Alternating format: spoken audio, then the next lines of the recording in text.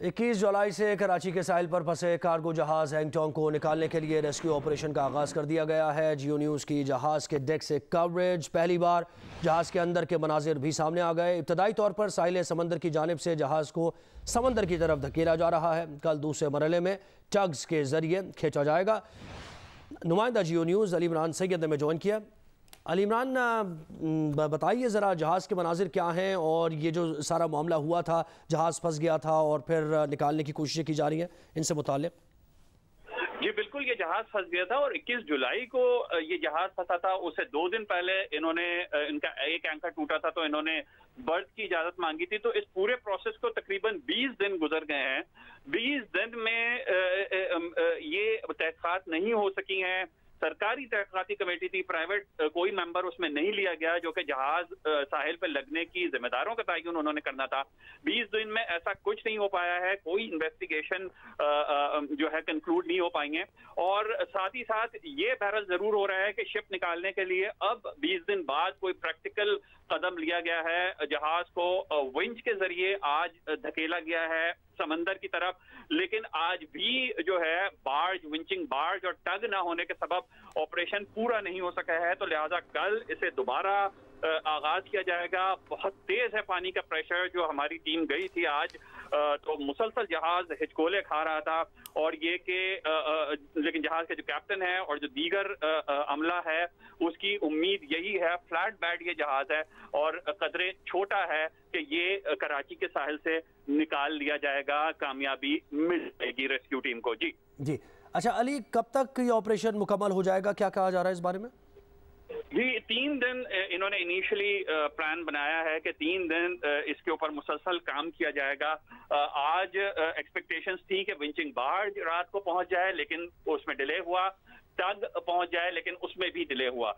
लिहाजा अब कल और परसों बहुत क्रूशल दिन है क्योंकि हाई टाइड के हिसाब से, पानी के उतार और चढ़ाव के हिसाब से ये 3 दिन बहुत क्रूशल हैं और उसमें से एक दिन तो नहीं हो सका है, एक तरह से जाया हो गया।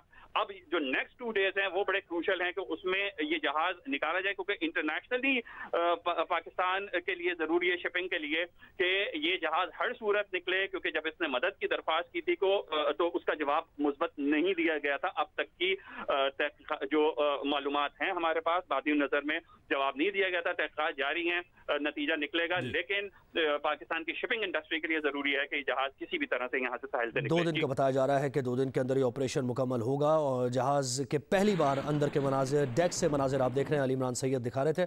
बहुत शुक्रिया अली आपका।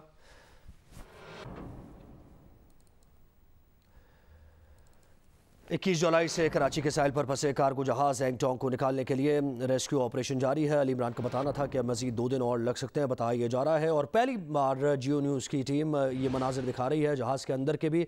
डेक से अली इमरान से दिखा रहे थे जहाज़ के मनाजिर और जो अमला खड़ा हुआ है उसके तासुरात भी आप देख सकते हैं।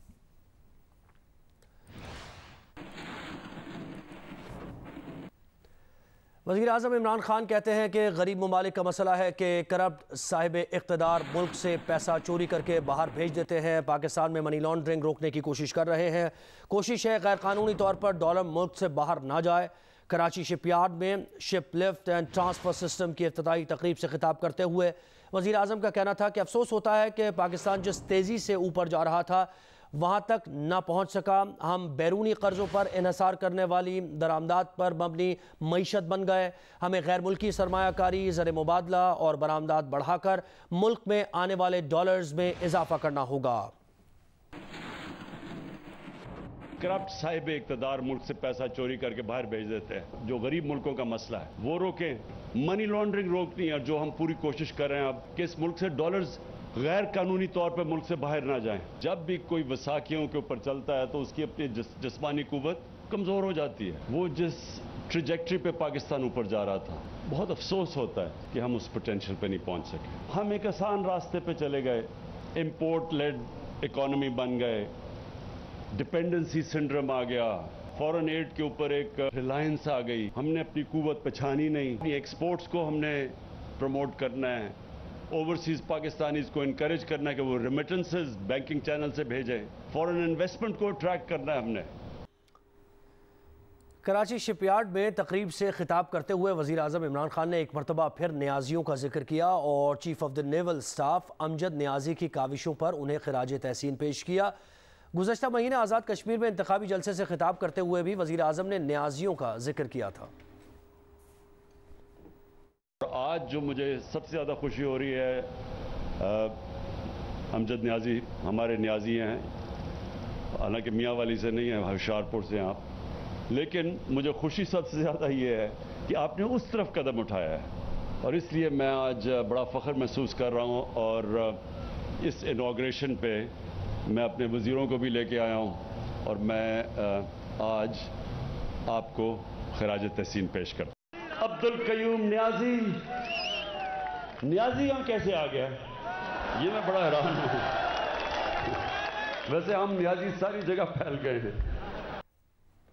वज़ीर दाखिला शेख रशीद कहते हैं पाकिस्तान से मकबूजा कश्मीर में कोई मुदाखलत नहीं हो रही, दहशतगर्द भेजने का कोई सबूत है तो पेश किया जाए। भारतीय वज़ीर दाखिला का बयान जाहिर करता है कि भारत मशरक़ी और मगरबी दोनों सरहदों पर पाकिस्तान के लिए मसाइल पैदा करना चाहता है।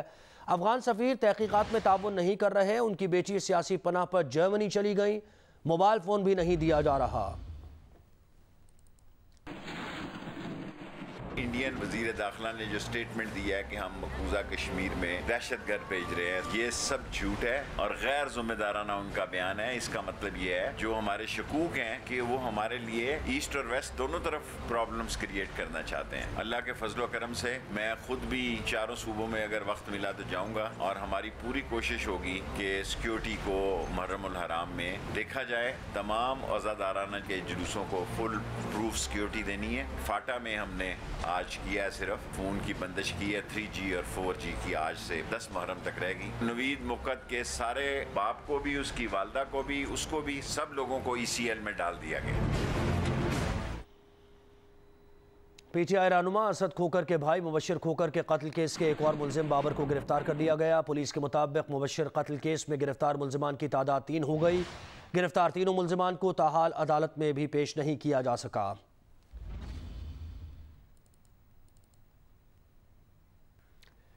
यूटिलिटी स्टोर्स के लिए मुख्तस गंदम का पुराना कोटा ख़त्म हो गया। ज़राए के मुताबिक यूटिलिटी स्टोर्स ने हुकूमत से 50,000 मेट्रिक टन गंदम फौरी मांग ली है।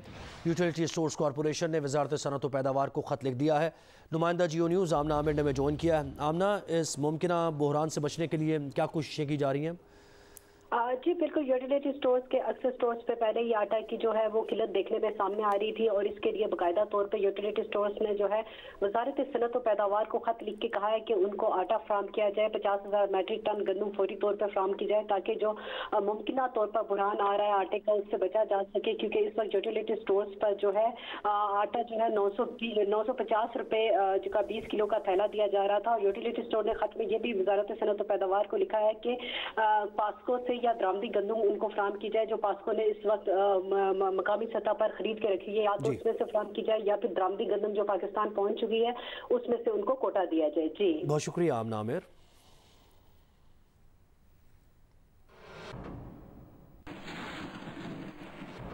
मुल्क भर में कोरोना की चौथी लहर की शिद्दत बरकरार है। कराची में मुस्बत केसेस की शरह तकरीबन 16% पर आ गई है। गुज़श्ता रोज़ शरह 21% थी।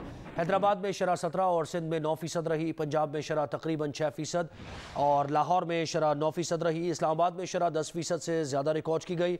बलूचिस्तान में 5.5 और खैबर पख्तूनख्वा में शरह 4% रही। बाजोड़ में 38, करक में 33 और पेशावर में 11% रही। मुल्क भर में मुस्बत केसेस की शरह तकरीबन 8% रही। कोरोना से मजीद 86 अफराद इंतकाल कर गए। मजीद 3,884 केसेस सामने आए।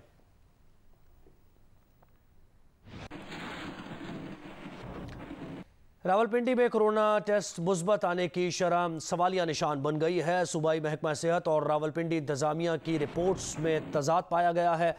रावलपिंडी में कोरोना केसेस की शरह 32 नहीं बल्कि 13 से 18% है। डिप्टी कमिश्नर आमिर अतीक ये कहते हैं रावलपिंडी में रोजाना बुनियाद पर डेटा इकट्ठा करके शरह का तयन करते हैं। डिप्टी कमिश्नर रावलपिंडी ने यह बताया। महकमा सेहत पंजाब के डेटा के मुताबिक रावलपिंडी में कोरोना मुस्बत केसेस की शरह 32% है। इससे मुताल्लिक तफसीलात हमें बताएंगे नुमाइंदा जियो न्यूज़ शबीर जॉन। जी, रावलपिंडी में कोरोना केसेस की मुस्बत शरह में तेज़ी से इजाफा हो रहा है। आज डिस्ट्रिक्ट हेल्थ रावलपिंडी ने अपने एदाद व शुमार जारी किए, जिसमें बताया गया कि शहर में जो कोरोना केसेस की शरह है वो 13 से 18% के दरमियान है, जबकि पंजाब हुकूमत ने आज अपना जो डाटा शेयर किया है उसमें बताया कि रावलपिंडी में 32% जो है कोरोना केसेस की शरह है। इस वक्त मेरे साथ मौजूद है डिप्टी कमिश्नर रावलपिंडी आमिर अकीक, उनसे बात करते हैं। देखिए जी, इसमें सबसे पहले तो मैं आपको ये क्लियर कर दूं कि जो है डाटा उसकी रोलिंग एवरेज हम कंसिडर करते हैं पिछले कुछ दिनों की, कोई जो हमारी 13 से 18 तक फ्लक्चुएट कर रही है पिछले कुछ दिनों से। यकीनन कोरोना के केसेस बढ़ रहे हैं और हम सबको बहुत एहतियात की ज़रूरत है। हमारी आवाम से भी यही अपील होगी कि वो SOPs को प्रॉपरली फॉलो करें। जो टाइमिंग्स, जो इंस्ट्रक्शंस NCOC की तरफ से या पंजाब गवर्नमेंट की तरफ से आ रही हैं उनको मनवान उन पे अमल दरामद करें और हम इसको जो है फोर्सफुली हम इम्प्लीमेंट भी करवा रहे हैं। जी, इसके अलावा जो शहर में जो स्मार्ट लॉकडाउन की सूरत हाल है उस पर लोगों से अपील की गई है कि एक तो वो कोरोना SOPs पे अमल करें, सख्ती से अमल करें। दूसरा ये है कि जो बड़े शॉपिंग मॉल्स है या नादरा दफातर है या जो बड़े कारोबारी मराकज़ है वहाँ पे वैक्सीनेशन को है वो ज़रूरी करार दिया गया। जी आगे बढ़ते हैं। गवर्नर सिंध इमरान इस्माइल ने एक बयान में कहा है कि ग्रीन लाइन मंसूबे की बसेज आज बंदरगाह त्यांजुन की जानिब जा रही हैं। 2 जहाज़ों के जरिए 40 बसेज कराची पहुंचाई जाएंगी। जहाज़ त्यांजुन पोर्ट से अगस्त के वस्त तक निकल जाएंगे। गवर्नर सिंध ने उम्मीद जाहिर की कि 1 हफ्ते के अंदर बसेज अनलोड हो जाएंगी। इंशाअल्लाह जल्द ग्रीन लाइन बसेज कराची पहुंचेंगी।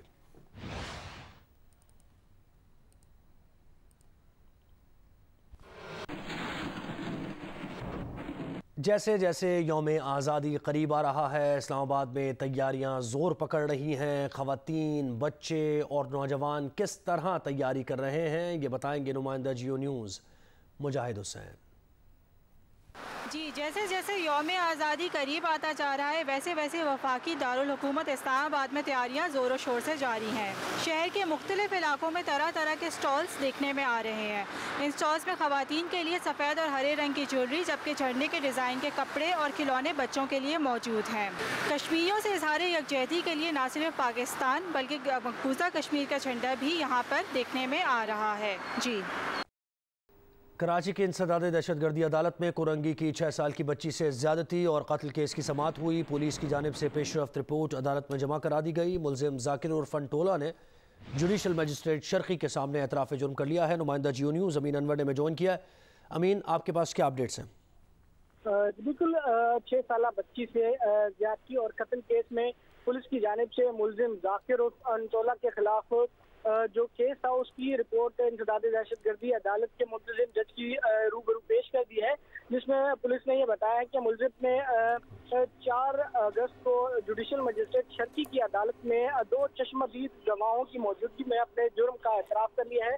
मुलजिम ने अपनी मर्जी से जो है वो जाए वक़ुआ, जाए अगवा और इसके अलावा जहां बच्ची को कत्ल करने के बाद लाश फेंकी थी उस जगह की निशानदेही कर दी है और मुलजिम ने एतराफ़ जुर्म कर लिया इस तमाम वारदात का, जिसके बाद जुडिशल मजिस्ट्रेट शर्की की अदालत ने मुलजिम को अदालती रिमांड पर जेल भेज दिया था। अदालती रिमांड पर जेल भेज दिया गया। जी, बहुत शुक्रिया अमीन अनवर, आपने डिटेल्स दी।